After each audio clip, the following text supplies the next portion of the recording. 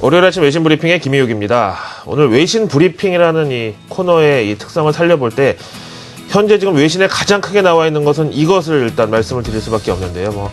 사촌이 땅을 사서 배가 아프다는 이런 속담보다는 과연 경제적인 효과가 우리한테도 어느 정도 있을 것인지를 한번 보겠는데요. 화면 보면서 설명드려 볼까요? 지금 일본은 축제 분위기입니다. 2020년 올림픽이 이제 도쿄로 돌아갔죠. 이제 보시다시피 기뻐하는 시민들 거의 밤잠 안 자고 거리로 쏟아져 나왔다 그래요.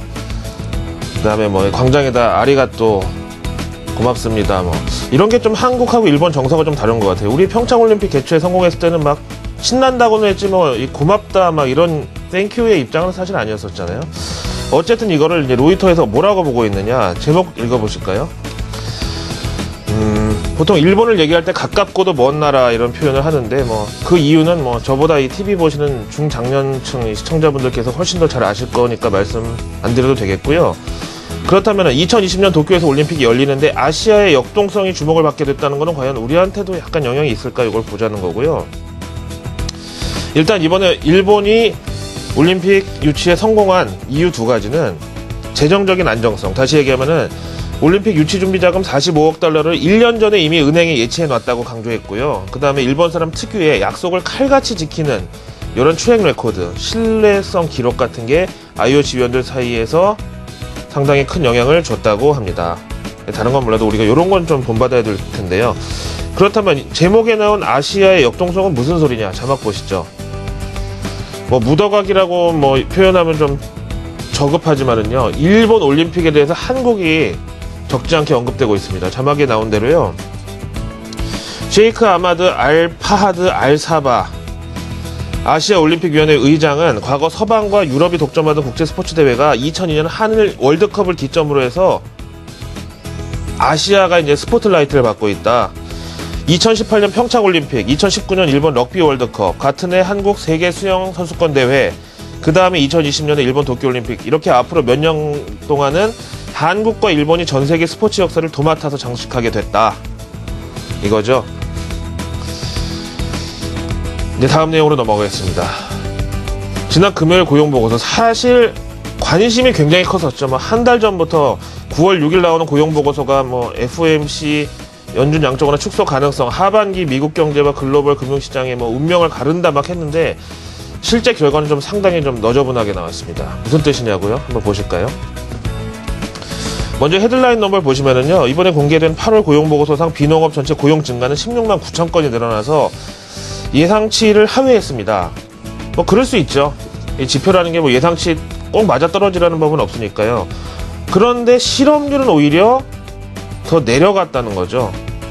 고용이 예상보다 적게 늘어났으면은 실업률이 올라가거나 변동이 없었어야 되는데 실업률은 또 올라갔고, 근데 이런 게 좀 헷갈린다는 건데요.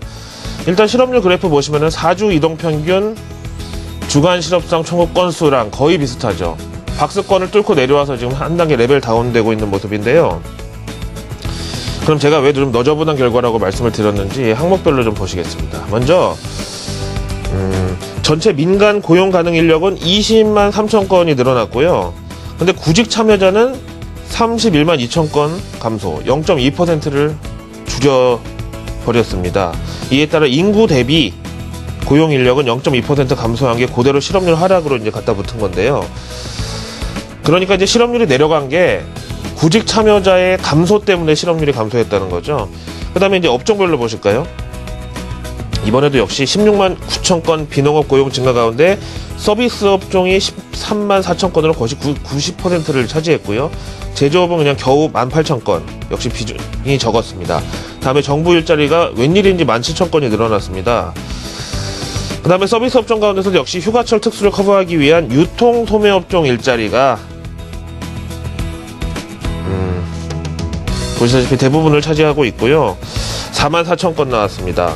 근데 보시면은 6월, 7월 45만, 48만 해서 이번에 4만 5천, 4만 8천에서 4만 4천까지 이번에 계속 이 휴가철 특수에 커버하기 위한 유통소매 업종 일자리 증가폭이 이제 거의 대부분의 서비스 업종을 이제 차지하고 있고요. 그 다음에 이제 레저 업종이 2만 7천 건 역시 늘어나서 레저 앤 호스피탈리티 5월, 6월에 많이 늘었다가 7월에 약간 주춤했는데 다시 이제 올라오고 있는 이 상황이고요.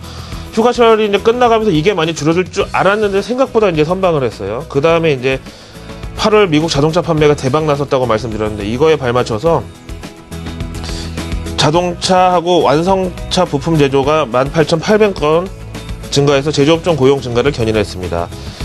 근데 보시다시피 실업률이 떨어질 만한 특별한 정황이 이 업종에서는 안 나타나고 있죠. 그냥 전달에 줄었던 업종은 이번 달 조금 늘어났고 전달에 좋았던 업종은 약간 줄었고 뭐 이렇게 좀 치고받고 하고 있는 상황인데요. 그럼에도 불구하고 연준 임원은 다음과 같이 얘기합니다. 이제 이 내용도 역시 지난 연준 임원들과는 다르게 금요일 아침 8월 고용보고서를 다 보고 나서 한 얘기니까 가장 현실적이고 최근 견해라고 봐야 되겠는데요. 고용지표까지 모두 확인한 결과 연준 양적 완화는 현행 850억 달러에서 700달러로 해서 150억 달러 정도로 줄이는 게 적당하다. 캔사스 시티 연준 총재 에서 조지의 의견이고요. 이게 이제 최근 월가의 테이퍼 라이트 요 시나리오하고 의견이 정확하게 일치하고 있죠. 다음 내용으로 가겠습니다. 여기에 대한 시장의 반응은 무엇인가? 월스트리트저널로 바로 넘어가는데요. 이번 이 고용지표가 논란에 휩싸였지만 테이퍼 가능성은 여전하다. 이제 이렇게 보고 있습니다. 캐피탈 이코노믹스 그리고 BNP 파리바 메릴 린치 3대 하우스 뷰를 들어보겠습니다. 먼저 캐피탈이요. 이번 고용지표에 대한 해석은 둘 다 가능하대요. 뭐냐면은 단기적으로 양적완화 축소로 연결되기에 좋다. 실업률이 내려갔으니까요. 그리고 반대로 고용 증가가 너무 좀 미진하다. 아무래도 연말은 돼야 양적완화 축소를 안전하게 시행할 수 있다는 두 가지 방향 다 풀이가 가능한 복잡한 결과였다. 하지만 자사의 전망으로는 이번 단편적 결과보다는 최근 경제지표들의 방향성이 연준 양적완화 축소를 위한 증거가 되기에 충분하다. 요거 하나 가지고 판단할 건 아니고 다른 게 다 괜찮았지 않느냐. 다음 BNP 파리바. 표면적으로는 예상에 못 미쳤지만 하반기 고용과 성장 관계에 있어서 긍정적이지 않은 상황이라고 분석을 했습니다. 따라서 연준 양적완화 축소는 당장 2주 후에 결정되기엔 너무 시기상조다. 그래서 이번 FOMC에서는 양적완화 축소의 가능성을 열어두고 좀 더 지켜보자는 식으로 구두 개입을, 그러니까 이럴 경우 시장에서는 약간 양적완화 축소가 된 걸로 받아들이면서 반응도 나타날 것이기 때문에 이럴 가능성이 크다. 아직까지 양적완화 축소를 위한 증거 자료가 부족하다. 다음 메릴 린치요. 앞에서 한 얘기는 나도 다 알겠는데 이 밖에 변수가 있다. 미국의 시리아 공격이 FOMC 전후에 감행되거나 아니면 부채 한도 협상이 갑자기 이 시기에 겹치거나 할 경우에 FOMC상 중요한 결정, 다시 말하면 양적완화 축소가 미뤄질 수도 있다. 시리아 공격 얘기가 나왔네요. 현재 의회에서는 어느 정도 지지를 보내고 있나 워싱턴 포스트의 정리 자료 보시죠. 파란색이 민주당, 빨간색이 공화당인데요. 지금 먼저 상원이 앞에 나오고 있는데 상원의 경우는 보시다시피 50표가 필요하거든요.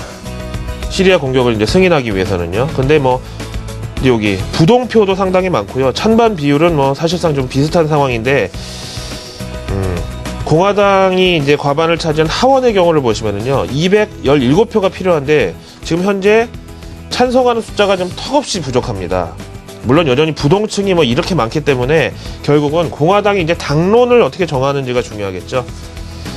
자, 앞에서 보신 여러 가지 이슈들에 대한 미 국채 금리의 이제 반응을 보시겠는데요. 이제 지금 나오다가 잠깐 들어갔는데 금요일 날 고용지표 상 연준 양적완화 축소가 미뤄진다는 게 아니고요. 연준 양적완화 축소가 있으되 강도가 약해질 수 있다는 이런 전망에 따라서 3%까지 갔던 미 국채 금리가 2.94%로 후퇴를 했고 MSCI 한국 지수도 지난 이제 금요일 외국인 제가 갑작스런 차익 실현 가능성을 말씀드렸지만 제가 틀렸고요. 한 5천억 순매수 들어왔죠. 이걸 이제 후 반영하고 있는 상황에서 60선 정도면 코스피 2000선까지 바짝 다가가려는 외국인 투심. 하지만 2000이라는 단어가 언론에 나올 때마다 펀드 환매에 따른 기관 매도세가 항상 걱정이었는데 이게 어떻게 해결되느냐를 보시면 되겠습니다.